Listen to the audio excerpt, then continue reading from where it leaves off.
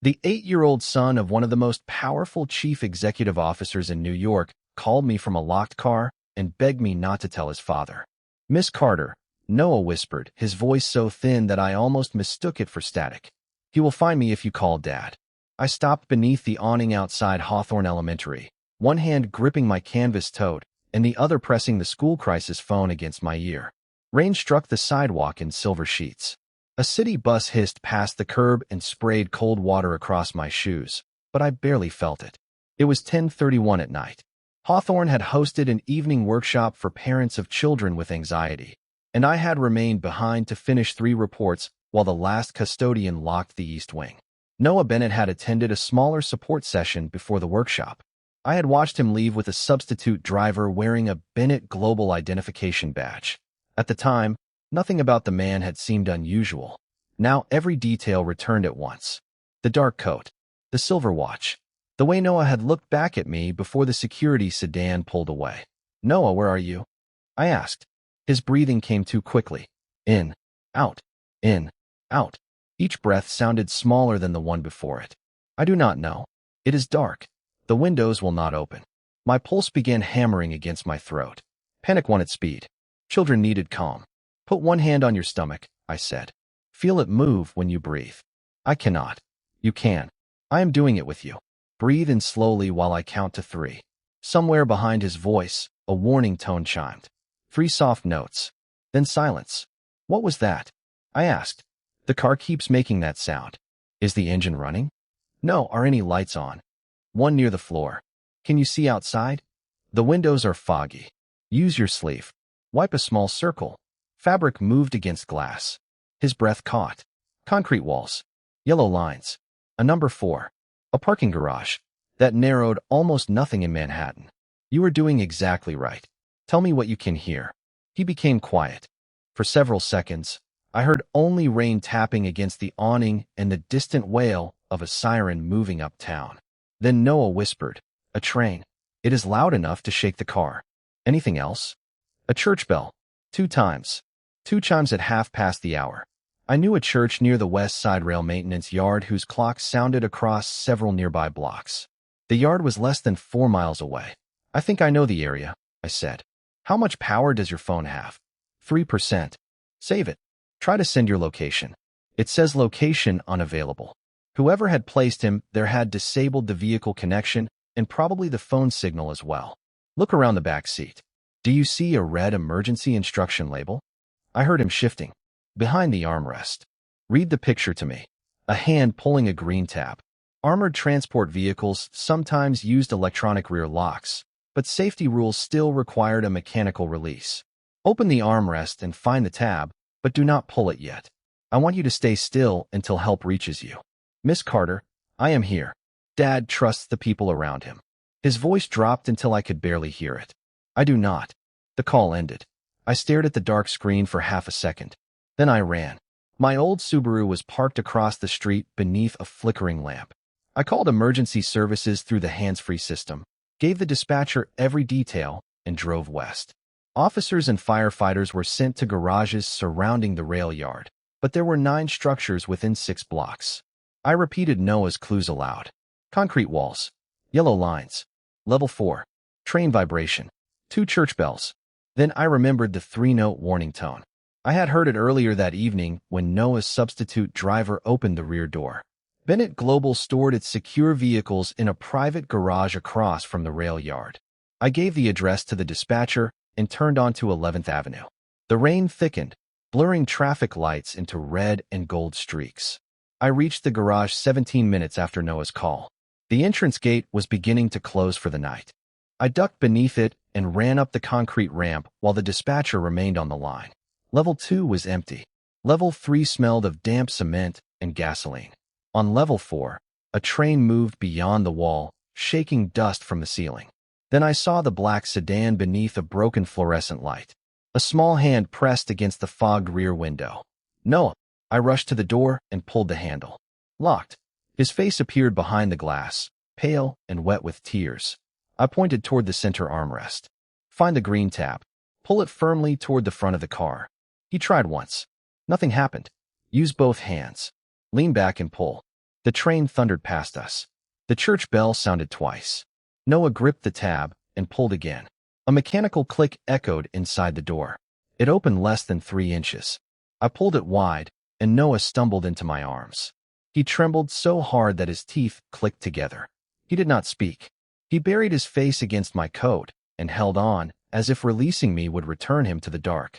Headlights flooded the garage. 4 black sport utility vehicles swept onto level 4 and stopped in a precise line. Men in dark suits stepped out before the engines had gone silent. The last door opened, and Adrian Bennett emerged.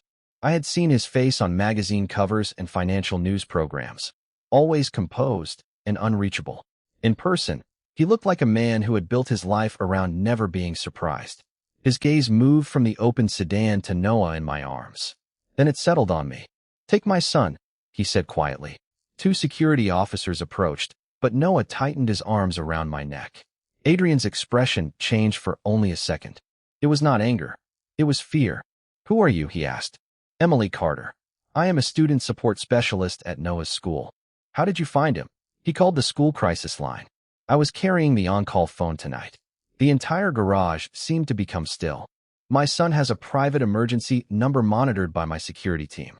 "Then you should ask why he did not use it." One of the officers leaned toward Adrian and spoke quietly. "The garage footage shows Miss Carter entering alone. The sedan arrived earlier through the secured gate, but the driver's image was deleted." Adrian looked at me as though I had become the final piece of a calculation he did not trust. "Preserve her phone," he ordered. "Do not erase anything." Sirens sounded below us. 2 police officers and a team of paramedics arrived less than a minute later. While the paramedics checked Noah's breathing and temperature, he refused to release my hand.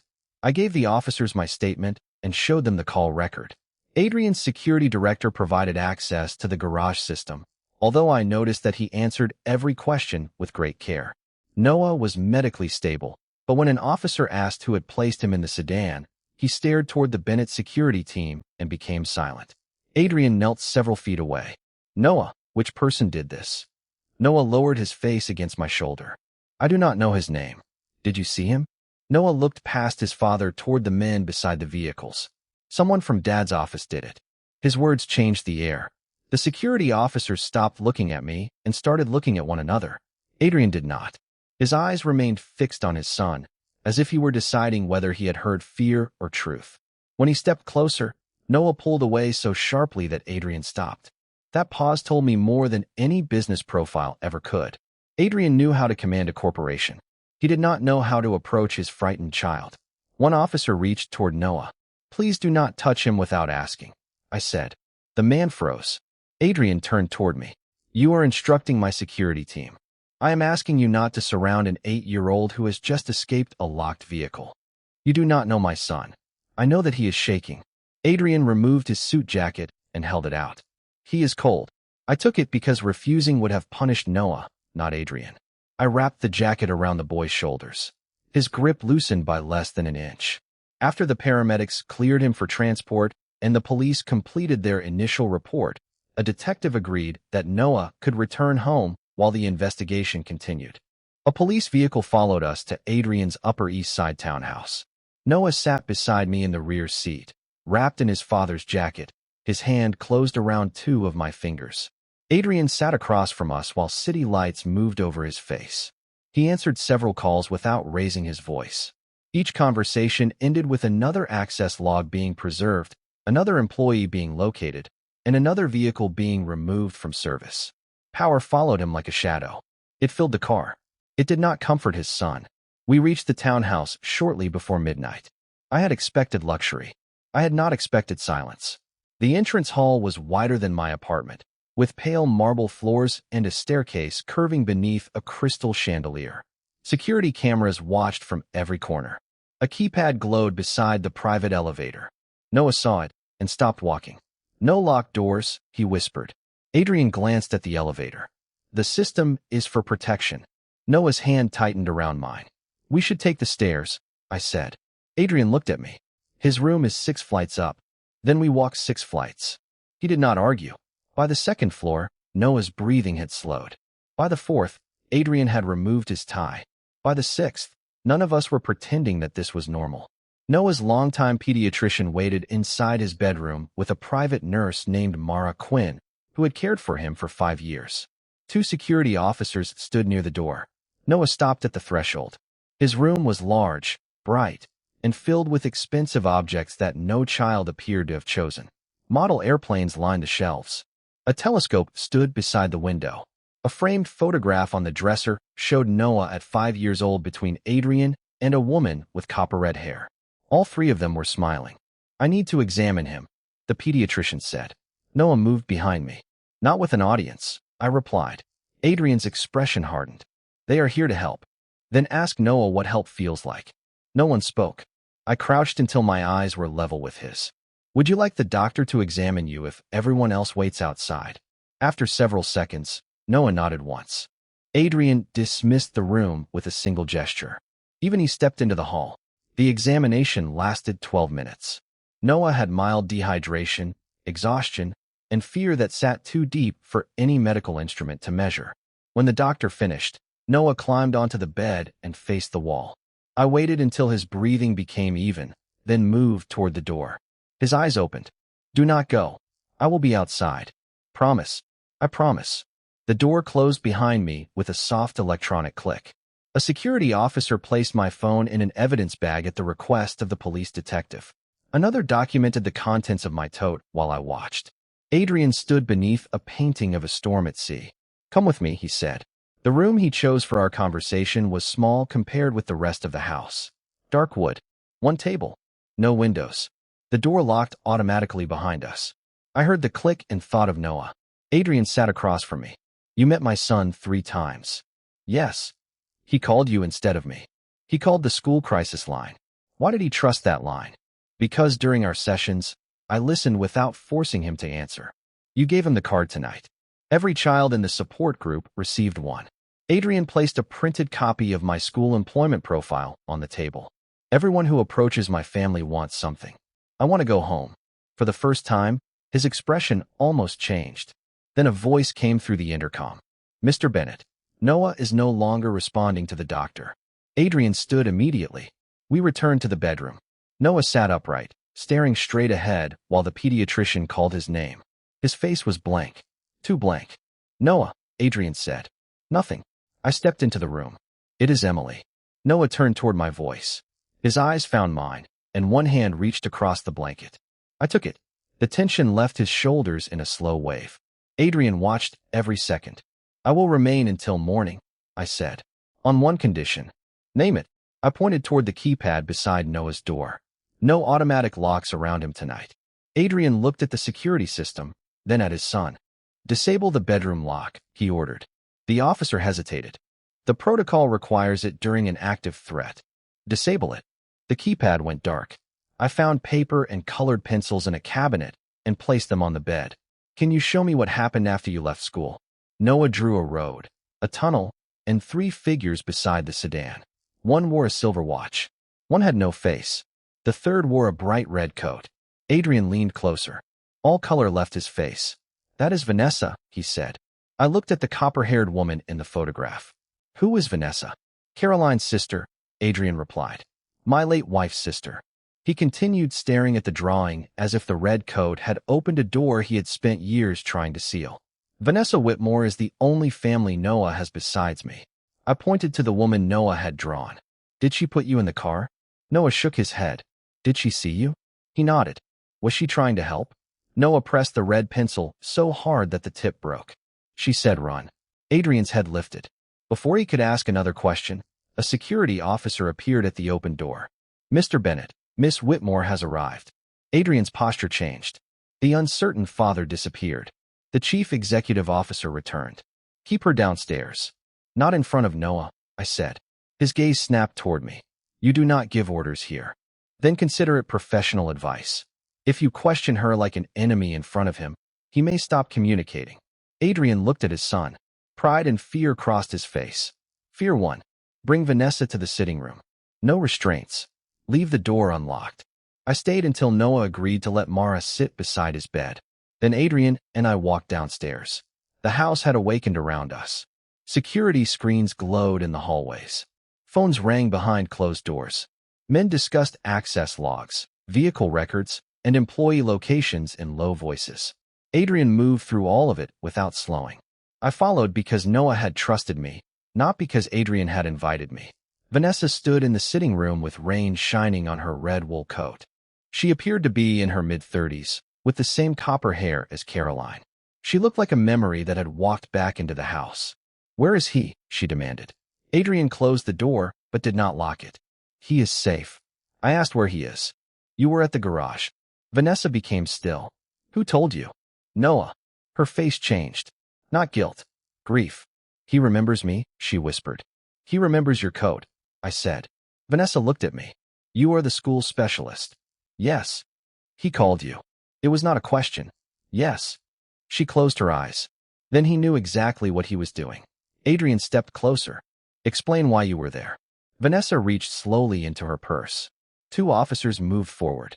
"It is an envelope, Adrian. Nothing else." He gave a small nod.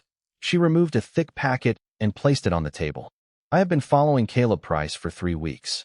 Tonight I saw him leave Bennett headquarters in the sedan that collected Noah from school. I followed it to the garage. When I reached level 4, Noah was outside the car for several seconds while one of Caleb's men changed the license plates. I told him to run toward the stairwell. Someone saw me and sealed the service door before I could reach him. I called your private line twice, but both calls were redirected to security. I drove here as soon as I escaped the garage." Adrian stared at her. "You believed Caleb had taken him, and you came here instead of calling the police?" "I called the police from the road. They told me a search was already underway. I came because I knew your security network had been compromised." She opened the packet. Inside were maintenance reports, insurance records, and photographs of Caroline's damaged silver sedan. The records were almost 3 years old. "You have been investigating her death," Adrian said. "Someone had to.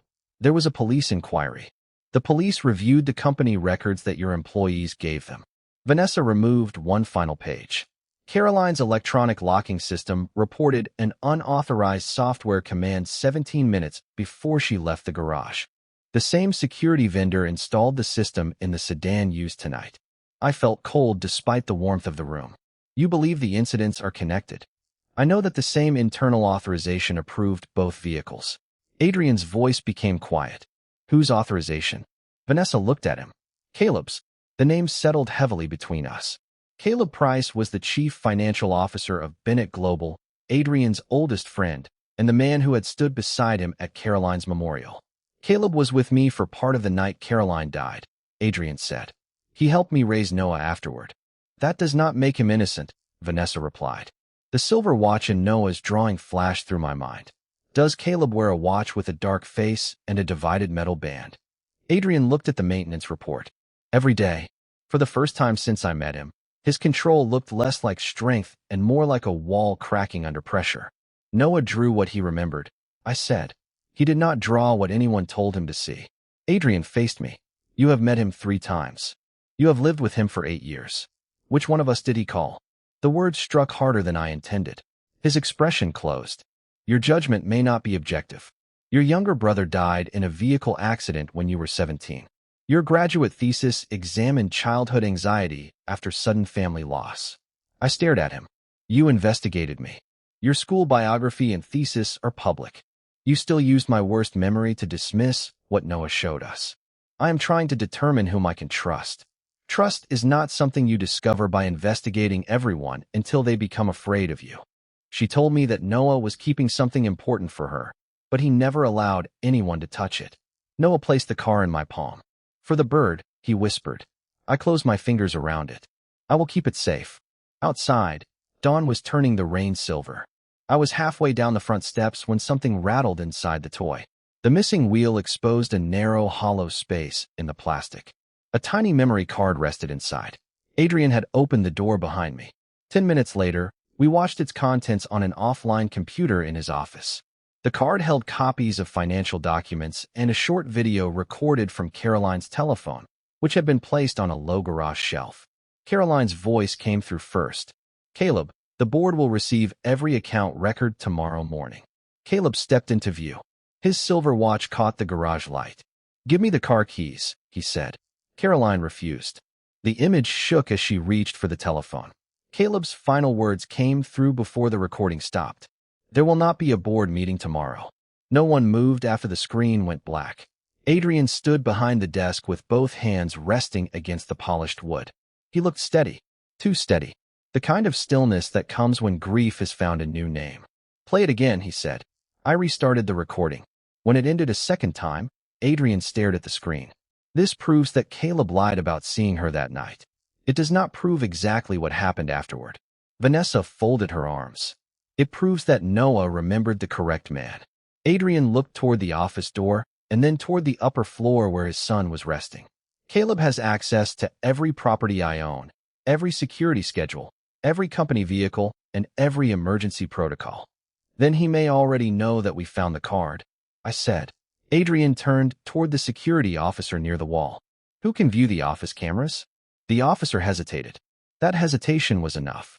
Adrian disconnected the monitor and removed the network cable from the computer. No one discusses this recording through a Bennett system. Not until we know who still answers to Caleb. Vanessa looked around the room. You built a system that watches everyone.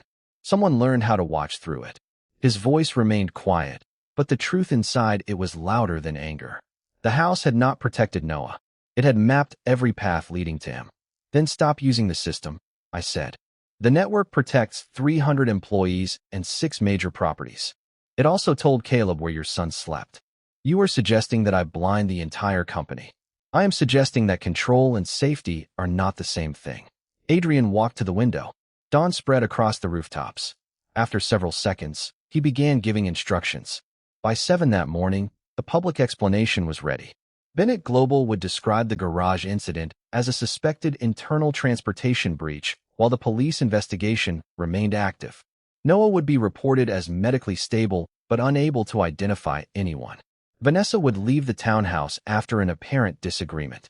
I would be escorted out publicly after Adrian accused me of interfering with the investigation. Anyone monitoring the exterior cameras would believe he no longer trusted either of us. That part should appear convincing, I said. Adrian met my eyes. I used your family history to dismiss you. Yes, I was wrong. The apology was direct. No excuse followed it. It did not erase what he had done, but it changed something between us. I am not staying because you apologized, I said. I am staying because Noah remains in danger. I understand. At 8:15, 2 officers from Adrian's security team walked me through the front entrance while exterior cameras recorded us. Your son needed a father, not another investigation, I said loudly enough for the microphones. Adrian answered with equal force. You are no longer welcome in this house. I entered a sedan and left without looking back. 3 blocks later, Vanessa joined me from a side street. We spent the next 2 hours in an apartment above a closed bakery in Queens, reviewing copies of Caroline's files. Caleb had approved the lock software installed in Caroline's car. He had also approved the secure vehicle used to collect Noah. Both contracts passed through the same subsidiary, a company with no public employees and an address that led to an empty office near the East River. Caleb did not take Noah for money, I said. He wanted to discover what Noah remembered and whether the toy car still existed. Vanessa traced a line on the financial report. Caroline found millions moving through false companies. Caleb knew she planned to expose him. The prepaid telephone rang. Adrian's voice came through. We found a second access point in the townhouse network. Someone has been transmitting Noah's medical location data. Is he still at the house? He is being moved now. Do not send him to another Bennett property. The townhouse is compromised. Then use a place that Caleb cannot predict. No company vehicle. No company security. Adrian was silent. Every driver and every property assigned to you is part of the system he knows. I continued. You need someone outside it. By noon, we had a new plan. Noah would be moved to a small cottage near Cold Spring, 54 miles north of Manhattan. The property belonged to Vanessa's former college roommate and had no connection to Bennett Global. Only 5 people would know the location: Adrian, Vanessa, me, Noah, and Mara Quinn. Adrian resisted including Mara, but she had cared for Noah for 5 years, knew his medical history, and had passed repeated background checks. More importantly, Noah agreed to travel only if she came. I met them at a service entrance beneath a hotel near Grand Central Terminal. Noah ran toward me when the elevator opened. He pressed the blue toy car into my hand. I returned it. You kept the truth safe, I told him. Adrian watched from several feet away. We need to appear ordinary, he said. Noah looked at the 3 black sport utility vehicles waiting near the ramp. That is not ordinary. Adrian dismissed the vehicles, removed his tracking watch, and surrendered his telephone to the police detective coordinating the investigation. We left in Vanessa's 12-year-old station wagon. Mara sat beside Noah with a compact medical bag at her feet. For the first 30 miles, no vehicle followed us. Then Adrian noticed the same gray sport utility vehicle at 3 intersections. Vanessa tightened her grip on the steering wheel. How did they find us? Adrian searched the rear cargo area and then looked beneath Mara's medical bag. A small Bennett medical locator had been attached to the bottom. Mara stared at it. That device is supposed to monitor emergency equipment. Adrian's face became hard. It also transmits its position through the company network. Whether Mara knew that remained unclear. Adrian removed the battery and called headquarters from the prepaid telephone. He ordered the private security network shut down until the police could isolate every unauthorized access point. Buildings would lose automated entry. Cameras would go dark. Communications would be interrupted. The board must approve a shutdown of that scale, an executive told him. Adrian looked at Noah. Tell the board that I chose my son. The signal disappeared. Several minutes later, the gray vehicle turned away. We reached the cottage shortly after 3 in the afternoon. It stood beyond a narrow gravel road, surrounded by bare trees and quiet fields. There were no gates, cameras, or guards. Noah touched each door before allowing anyone to close it. By sunset, he was asleep on the living room couch. Adrian sat across from him and watched every breath. For the first time, he looked less like the most powerful man in New York and more like a father who understood how close he had come to losing everything that mattered. At 9:12, the lights went out. They did not flicker. They simply disappeared. Adrian stood. Vanessa reached for a flashlight. I moved toward the couch. The blanket was there. Noah was not. His coat and outdoor shoes were gone. The back door stood open, moving gently in the cold wind. The blue toy car lay on the floor beside a torn blue security seal from Mara's medical bag. Mara's bedroom was empty. Her coat, telephone, and bag were missing. My crisis phone rang. Caleb's voice arrived calm and almost friendly. Bring Adrian Bennett to the place where his company stopped building cars. Midnight. No company security. Where is Noah? I asked. Safe for now. Let me hear him. 3 taps came through the line. A pause. 2 taps. Another pause. 3 taps again. Noah had used that rhythm during our school session when the room became too loud. It meant listen carefully. He is with you, Caleb said. That is all you need to know. The call ended. Adrian reached for the phone, but I kept it in my hand. Noah was sending a signal. You heard tapping. He was telling me to listen for what he could not say. I picked up the toy car. Its tiny trunk had opened. Inside was a folded paper bird. 3 blue lines crossed one wing. A circle with a smaller circle inside covered the other. At school, Noah and I had created a simple map of safe symbols. The bird meant follow the clues. Blue lines meant water. The circle inside a circle meant a wheel or a vehicle. The old Riverside assembly plant stood beside the Hudson River. Caleb's instruction and Noah's symbols pointed to the same place, which meant the telephone call was probably not a decoy. Mara led him outside, Adrian said. Why would Noah go with her? Because he has trusted her for 5 years, I replied. He may also have believed that cooperating would protect us long enough for him to leave a trail. Small footprints crossed the frost toward the access road. They were evenly spaced. Noah had walked, but that did not mean he had chosen the danger. Vanessa removed an old prepaid telephone from the station wagon. Adrian called Detective Harris, the investigator Caroline had trusted before her death. This time, Adrian gave him the entire story, the plant location, Caleb's demand, and a copy of the recording from Caroline's memory card. Detective Harris told us to arrive before midnight and keep Caleb talking. Police units would approach without sirens several minutes later.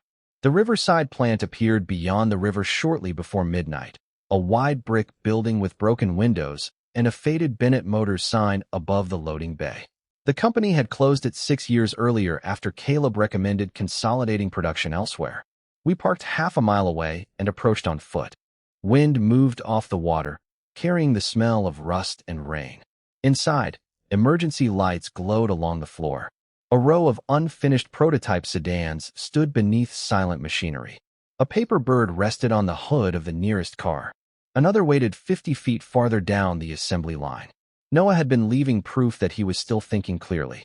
We followed the birds until a door opened on the metal walkway above us. Caleb stood beneath a yellow safety light. His silver watch reflected against the railing. "You always arrive on time, Adrian," he called. Adrian stepped forward. "Where's my son?" Close enough to hear whether his father values him.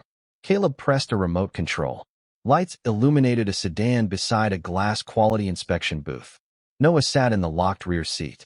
He was awake and wearing his coat. Mara stood near the far wall with her hands clasped in front of her. Her face was pale. "Mara," Adrian said. She looked down. "He threatened to destroy my daughter's medical coverage and report that I had stolen medication. I believed I could keep Noah calm if I cooperated. You could have called me. I did not know whom inside your company I could trust." Caleb gestured toward the glass inspection booth. Emily enters the booth. Adrian signs the documents. Then I release one door. Noah pressed his palm against the car window. I stepped into the booth because refusing would have placed more pressure on him. The magnetic lock clicked behind me. Caleb held up a folder. "Bennett Global is privately controlled. These documents contain Adrian's resignation, a transfer of his voting proxy, and temporary authority over his controlling shares." Adrian's voice remained steady. "A signature obtained under coercion will not survive legal review. It does not need to survive forever. It only needs to give me control long enough to erase what remains." Caleb placed the papers and a pen on a metal table. "Sign." Adrian looked at Noah and then at me. For years, he had treated power as protection. Now power was the price placed between him and the people his son trusted. He signed each page. Caleb checked the final signature. "You surrendered your company. I chose my son." Caleb placed one hand on the remote control. "The agreement purchases one release. The boy's car or Emily's booth. Choose." Adrian did not look at Caleb. He looked at Noah. A small red light blinked beside the sedan's dashboard camera. Noah pointed toward it. The vehicle could not transmit from the abandoned plant, but the local recording system was active. Every word Caleb spoke was being preserved. "I will not choose," Adrian said. Caleb gave a quiet laugh. "You already did. A company can be rebuilt. People cannot." Caleb tightened his grip on the remote. Then both doors remained locked. Noah raised 2 fingers against the glass. It was another signal from our sessions. 2 slow breaths. "Stay calm." I answered by placing 2 fingers over my heart. The inspection booth had been built to protect workers during mechanical tests. Fire regulations required a manual exit even if the magnetic system lost power.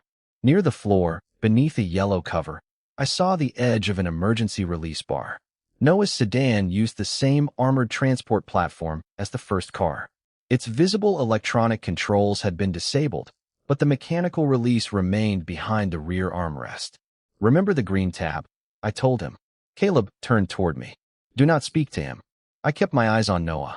Behind the armrest, the same place as before. Noah moved one hand slowly along the seat. Caleb noticed and stepped toward the vehicle. Adrian placed himself between Caleb and the car. He did not threaten him or raise his voice. He simply blocked the path. "You wanted my attention," Adrian said. "You have it. Tell me why Caroline had to be stopped." The words traveled through the empty rafters. Caleb glanced toward the sedan but did not notice the recording light. "She found accounts she did not understand. Then explained them." Caleb began talking because men like him often believe that an explanation could turn greed into logic. He described false subsidiaries, redirected contracts, and millions of dollars hidden through companies that existed only on paper. He admitted that Caroline had planned to present the records to the board. He admitted that he had used her vehicle access code to delay her departure and confront her in the garage. He stopped short of describing the final accident, but his own words connected him to the sabotage, the missing records, and Noah's confinement. Behind him, Noah found the green release tab. At the same time, I lifted the yellow safety cover near the booth floor and pulled the manual bar. 2 mechanical clicks sounded almost together. The booth door released. The sedan's rear door opened less than an inch. I pushed out of the booth, crossed the floor, and pulled Noah's door wide. He climbed into my arms. He was cold and exhausted, but he was steady. "You remembered," I whispered. You taught me how to listen, he said. Caleb turned. The confidence left his face. Vehicles approached outside over the gravel. No Bennett security vehicles. Police cruisers. Detective Harris had arrived at the agreed time. Vanessa moved to the sedan and removed the dashboard memory module before anyone could reach it. Caleb looked toward the exits and then at the signed documents. Whatever plan he had brought into the plant ended without spectacle. Detective Harris entered with several officers and instructed Caleb to place the remote and the papers on the floor. Caleb complied. Mara immediately asked to cooperate and provide every message Caleb had sent her. Adrian did not watch Caleb leave. He knelt in front of Noah. For several seconds, neither of them spoke. Then Adrian asked, "May I hold you?" Noah looked at me. I nodded. He stepped forward, and Adrian wrapped both arms around him. The man who had once ordered entire buildings sealed held his son, as if the smallest pressure might frighten him away. "I am sorry," Adrian whispered. Noah pressed his face against his father's shoulder. "You came. I should have listened sooner. You are listening now." Dawn reached the river while statements were taken and the recordings were secured. The documents Adrian had signed carried no lasting legal force because they had been obtained under coercion. Even so, he voluntarily stepped aside as chief executive officer while Bennett Global underwent an independent investigation. He gave Detective Harris access to the company's servers, vehicle reports, financial accounts, and internal communications.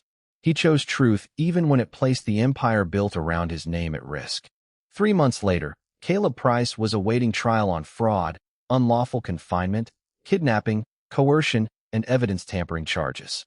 Mara received reduced charges after investigators confirmed that Caleb had threatened her family and after she provided evidence against him. Adrian remained the controlling shareholder of Bennett Global but refused to return as chief executive officer until every internal review was complete. He dissolved the private security division and transferred child protection responsibilities to an independent firm supervised by outside auditors. With Vanessa, he established the Caroline Bennett Foundation for Children Recovering from Trauma. Caroline's name appeared above the entrance of its first support center in Queens. I accepted the position of clinical director only after my contract stated that Adrian could not interfere with treatment decisions, staffing, patient privacy, or clinical policy. He read every condition and signed without changing a word. Noah returned to school in early spring. He still disliked locked doors. He still checked the rear seat before entering a car. Healing did not arrive like a switch turning on. It came through small choices. A full night of sleep. A classroom door left open. A train passing without panic. A telephone used to share good news instead of fear. One afternoon, I found Adrian waiting outside the center beside a black sedan. The rear windows were clear instead of tinted. Noah sat inside holding the blue toy car. Both wheels had been repaired, but the hidden compartment remained. Adrian opened the front passenger door and stepped back. "The first time Noah called you, he believed he had no other choice," he said. "Neither of us understood what he needed. And now I am asking. You decide." There was no command in his voice. No expectation. Only space. Noah lowered the rear window. "We are getting pancakes," he announced. "At 4 in the afternoon?" I asked. "Dad says family rules can be flexible." Adrian almost smiled. I looked at the open door, at the man who had once believed safety meant controlling every entrance, and at the boy who had taught both of us that trust was not created by locking the world outside. I stepped into the car because the door was open, because no one had ordered me to stay, and because Adrian Bennett finally understood that love did not lock people in. It gave them every reason to return.